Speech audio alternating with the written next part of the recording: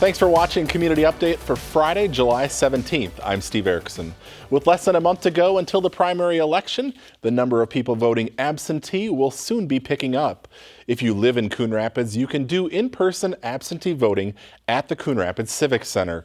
Several stations are set up and election judges are on hand to assist voters with the process.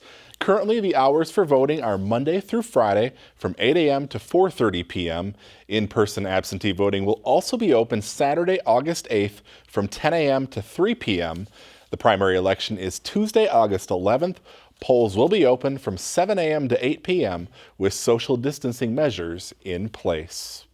As we hit the middle of summer, fresh food is being harvested from gardens across the region. On Wednesday, the Coon Rapids Farmers Market opened for the season. It's located in the parking lot of the Coon Rapids Ice Center. Customers were lined up from the beginning to get their hands on the homegrown goods. Just 4 vendors were on hand for opening day.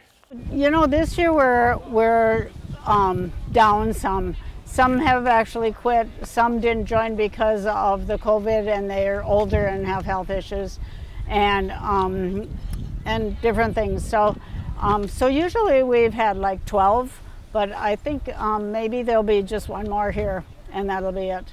The Coon Rapids Farmers Market is open every Wednesday from 3 to 6 p.m. through October 7th. Face masks are highly encouraged.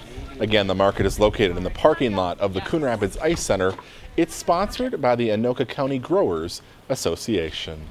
Despite distance learning this past spring, Coon Rapids Middle School continued to help hungry families in need. And the distributions from the school food shelf haven't stopped this summer. CTN Steve Antis has more. So we have fresh produce today and frozen meats. As cars line up at the Coon Rapids Middle School, bags of groceries are given to families who are struggling with food, courtesy of the Falcon Nest. Families sign up online prior to the pickup date, so when a family comes, we ask them to provide us their student's last name. 70 families signed up for the July food distribution. The Falcon Nest decided to extend its food shelf operations through the summer due to the pandemic. We ordered a bunch of fresh produce like peppers and limes and apples and oranges. Jill Disher is with Constance Free Church in Andover. For the past decade, they have donated regularly to the Falcon Nest. About once every month, we take an offering, and that offering goes to pay for this. And so I think we've done probably about $20,000 a year. Dedicated school staff have volunteered their time to run this food shelf. Part of our mission here is to support our families appropriately. In addition to food and water, there is a message of hope for families out there. Please enjoy this water bottle and food from Constance Free Church. We hope this is a reminder that God is always with you. From Coon Rapids Middle School, I'm Steve Antis reporting for Community Update. Have a good day. Another distribution will take place next month. If you'd like to help out, donations are being accepted. Call Coon Rapids Middle School for more information. Hope for Youth is also looking for donations. The donation center is now open Wednesdays from 8 to 11 a.m. and Saturdays from 9 a.m. to noon. The donation center is located at 2665 4th Avenue North in Anoka. All items must be in bags or boxes, and masks are required during drop-offs to ensure the safety of volunteers and donors. For more information on items in need, log on to hopeforyouthmn.org. The list of retailers with mask mandates is growing this week. Target, Walmart, Sam's Club, CVS, and Best Buy stores are now or soon will be requiring customers to wear face coverings while they shop. Some of the retailers will hand out masks to those who need them. The new policies come as the number of COVID-19 cases continues to increase across the country. The number of coronavirus cases is also rising here in Anoka County. Late this week, the county surpassed 2,500 cases. That's about 500 new cases in the past 3 weeks. 289 people have had to be hospitalized and 81 admitted to the ICU. Sadly, 107 people have died in Anoka County. The median age for those infected is around 42. It's around 60 years of age for those needing hospitalization or admittance to the ICU, and the median age of those who've died is around 84 years old.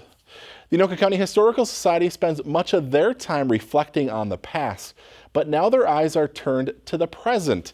CTN's Jennifer Anderson has more on their new effort, History Gather. Our first and foremost obligation is to hold the information and preserve it. History isn't always a long ago story. As the world watched George Floyd die on a Minneapolis street corner, it became history, and one without borders. Those moments where you can picture them in a history book in a classroom 50 years from now, those are the ones that, if you tie them to a local reaction, are incredibly valuable. The Anoka County Historical Society is gathering reactions from the community online. We like to say that the present is the past of the future. A survey on their website has been live for about a month. With 82 responses so far, 50% said they felt angry. 33% felt helpless in response to George Floyd's death and subsequent events. 70% said it has not changed their existing opinions.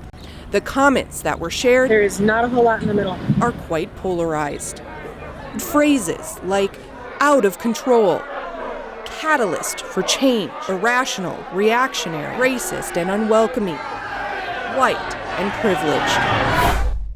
To see that in black and white, I think, was a little startling. I'm glad that they were so honest. I think there's so much value in that honesty. The Historical Society will continue to seek community reflections, seeing it as their responsibility to document history in the making.